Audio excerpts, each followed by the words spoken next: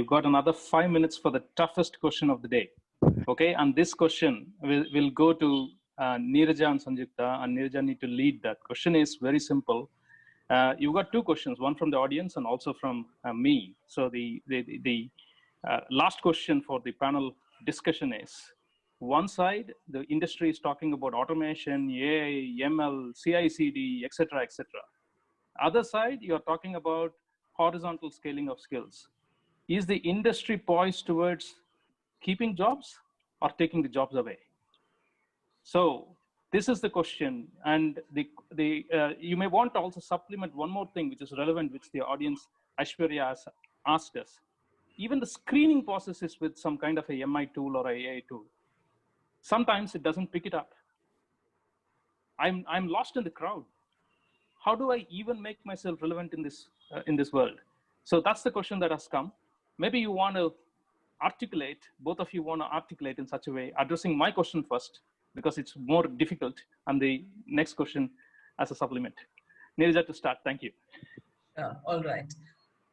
So I'm understanding the question as when the rest of the world is moving towards automation, AI, ML, and whatever jargon that is, do we have to really look at anything beyond that and, you know, upskill? I'm understanding the question that way. And my answer, and the answer which every panelist has given through every question and topic that we have addressed is, don't run behind what you're hearing there, okay? You have to first understand what you are good at and where you want to go. And if where you want to go is to be part of the industry which is kind of delivering automation and delivering all of that, then please go ahead and put yourself there. But there are plenty of other things which will support this. For example, you know, and I heard this from somebody and it kind of struck me that in today's world, we look at translations, right? So automatic translations, so Google Translate, I don't know how well it does it, but that's an opportunity for someone who's a language specialist, right? So there is somebody else who's developing the AI behind it, but they also need the content to say that, you know, how does, as I said, PL went to COBOL, so there is that need also. So if you are a language specialist, there is, you know, an area available for you. So the point is, jobs will always be there. If they're getting automated, it's different kinds of jobs are coming up. Now, if it is aligned to your interests, your strengths, then please go ahead and acquire those skills, get those certifications, and look at companies which are offering those kind of jobs. But they are also creating another set of, you know, jobs with like the example that I gave. Like somebody this morning called me up and he said that he has always been in, you know, clinical research. And he said, should I move to data analysis, data science? Should I do a course on that? And I said, definitely, you know, makes sense, because there is enough and more analytics that is required, even, you know, from a clinical research perspective.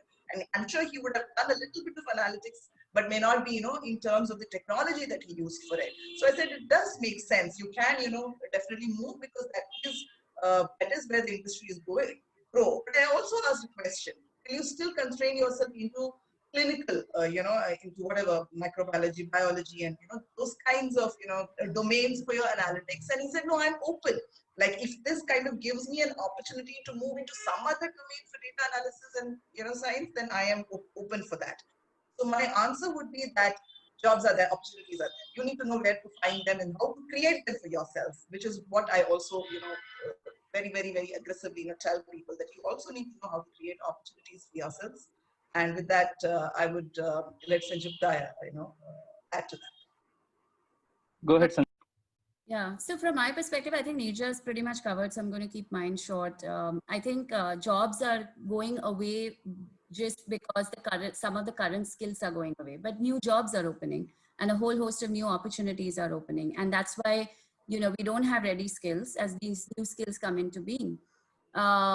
So we are not scripting a calculated job losses really. In fact, organizations are putting in more and investing more, and it's not an altruistic endeavor, right? They are investing more to make sure that the employees they have, they're not going to find a whole bunch of new skills outside in the market. So best is to retain and upskill their current workforce. One very important thing which every organization values is what we call the tacit knowledge of the employee, right? He or she has acquired it through experience of being in the company, being part of a culture, which cannot be reproduced or shared easily or bought easily from outside. So it's the wisdom the person possesses, and it is in our best interest as an organization to make sure that we retain that as well. So yeah, so echoing what Neeraja said, it's just different kinds of roles which are coming up, but job losses of certain skills going away, but of different skills coming back again. Thank you, Sanjukta and Neeraja. Well tackled. Thank you very much. It was a curveball that I put to make sure that there is a lot of interest in that question.